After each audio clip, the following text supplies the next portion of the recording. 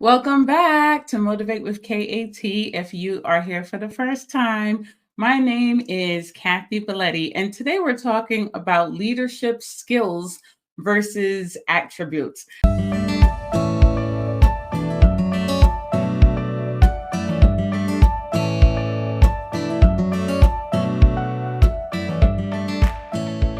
Now, this topic can get really confusing because a lot of times people may put them in the same category. But here's the thing, some of the items can fall into both categories.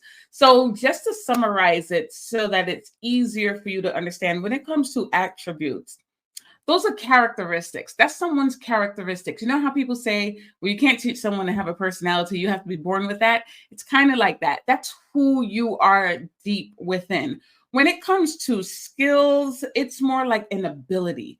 And skills can actually be taught. So it's something that you know how to do very well. So that's the difference. So here are some examples. When it comes to leadership attributes, one of the major ones that fall underneath this category is empathy.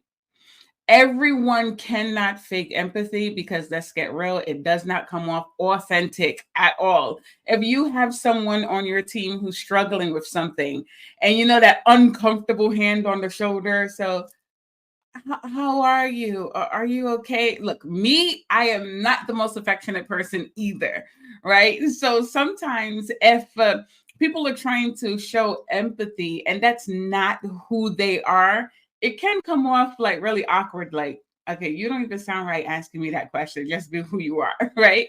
And so when it comes to traits like empathy, that's an attribute of leadership. When it comes to integrity, that's who you are. That's your belief system. Okay, that's your right and wrongs. That's kicking in, right? Discernment, listening skills, communication, accountability. The reason why that's an attribute, why it's an attribute, is because let me tell you, accountability is not a skill. Okay, that has to be who you are within. There's some people who immediately take accountability and they say, you know what, my bad, that was my fault. Sorry. And there's other people who will sit and think about different ways to avoid admitting that they were wrong in a certain instance. Okay.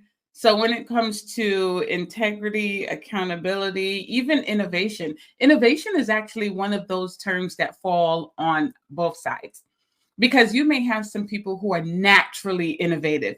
Like my husband is a 12-volt installer. His mind is always going on how to build a car, how to install, lights into emergency vehicles or whatever. It's like something that's like, okay, I know I'm going to build this. I know that this is going to go there. Where other employees would be struggling, like, I don't even know where to begin. It's a blank slate and I have no idea where to go from here. But then when it comes to it being a skill set, that can be something that's taught if people have the patience. All right.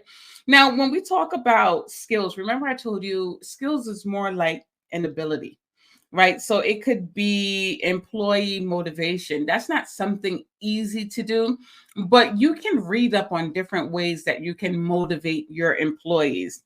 When it comes to decision making, you always hear people say decision making skills because it is a skill set and that's something that can be taught also. It's also something that needs to be nurtured, right? Critical thinking skills, all of these are leadership skills that can be nurtured and can be improved with some, what do they call it?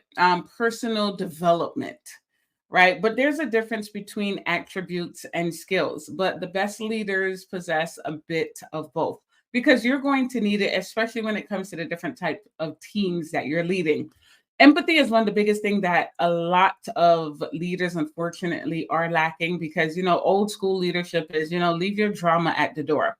The fact that you just labeled an employee's drama is a problem in itself, right? But you have to get to the point where you understand what works for you and you understand what works for your team. But really and truly, the only way that you're going to know that is if you get to know who your team members are. The biggest mistakes that leaders make is managing everyone the same, throwing everyone into the same pot. And now your employees are confused because they're like, why would you say that to me? That's not even what I did, or that's not even who I am. right? So the more that you're able to get to know your employees on a personal level, you'll be able to use these attributes and skills to actually encourage that type of employee. All of your employees are unique. They have something different to bring to the table. But in order to grow a team, you have to understand who you are as a leader and what skills and attributes you bring to the table. I hope this video was helpful to you. If you think that it can help someone else, do not forget to like, share, and most importantly, subscribe so that you don't miss out on any other great tips. Until next time.